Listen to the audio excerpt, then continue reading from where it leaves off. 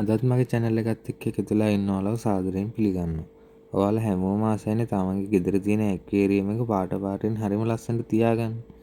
මම අද අරගෙන ආවේ හරිම ක්‍රියාශීලී බලන් ඉන්න ආස හිතෙන මාළුවෙක් ගැන තමයි මේ වීඩියෝ එක. ඔව් අද අපි කතා කරන්නේ ග්ලෝ ටෙට්‍රා මාළුවා ගැන.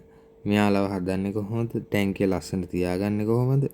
කෑම මොනවද දෙන්න ඕනේ? මේ හැමදේම අද වීඩියෝ එකෙන් මම ඔයාලට අරන් එන්න බලාපොරොත්තු වෙනවා. අපි මුලින්ම බලමු කවුද මේ ග්ලෝ ටෙට්‍රා කියන්නේ කියලා. ගොඩක් අය හිතන් ඉන්නේ මේ මාළුවට පාට ඉන්ජෙක්ට් කළා කියලා. හැබැයි ඒක වැරදි. මේක වෙන්නේ ජාන තාක්ෂණය මගින්.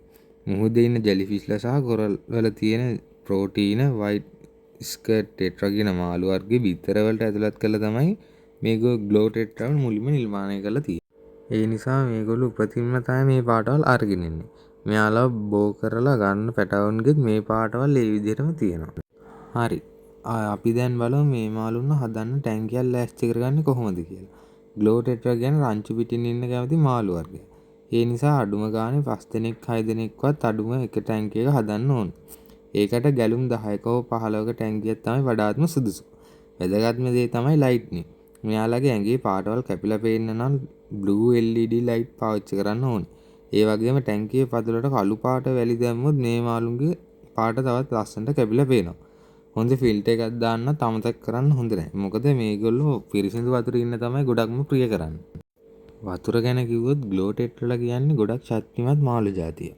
ඒ කියන්නේ ලෙඩ හැදෙනවා අඩුයි. හැබැයි වතුරේ උෂ්ණත්වය සෙල්සියස් අංශක 24ත් 28ත් අතර තියාගන්න පුළුවන් නම් ගොඩක් හොඳයි. අපි දැන් බලමු මෙයාලට දෙන්න ඕන කෑම මොනවද කියලා. ග්ලෝ ටෙට්‍රා කියන්නේ සර්වභක්ෂක මාළු జాතිය. ඒ කියන්නේ ඒගොල්ලෝ ඕනම කෑමක් කනවා.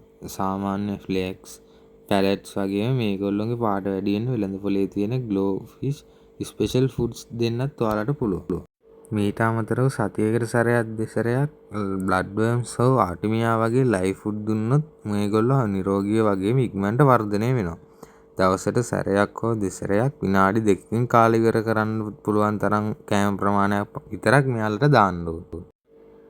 ඔයාලට මේ ටැංකියට වෙනත් මාළු ಜಾති දාන්න ඕන නම් මතක තියාගන්න ග්ලෝ ටෙට්‍රා ටිකක් තරඟකාර මාළු ಜಾතියක්. සමහර වෙලාවට දිග වරල් තියෙන ගෝල්ඩ් ෆිෂ් ඒන්ජල් වගේ මාළුන්ගේ වල් ගහපන්න මෙයාලා පෙළවෙනවා. ඒ නිසා මෙයාලා එක්ක හදන්න හොඳම වර්ග තමයි තව ටෙට්‍රා වර්ග සහ ගප්පි වගේ මාළු ಜಾති. යාළුවනේ ග්ලෝ ටෙට්‍රා කියන්නේ ඔයාලගේ කාමරයට හෝ ශාලයට අමුතුම සජීවී බවක් සහ ලස්සනක් ගේන්න පුළුවන් හදන්න හරිම ලේසි මාළු වර්ගයක්. අද මම දීපු තොරතුරු වල ඔයාලට ගොඩක් වැදගත් වෙනවා කියලා මම හිතනවා.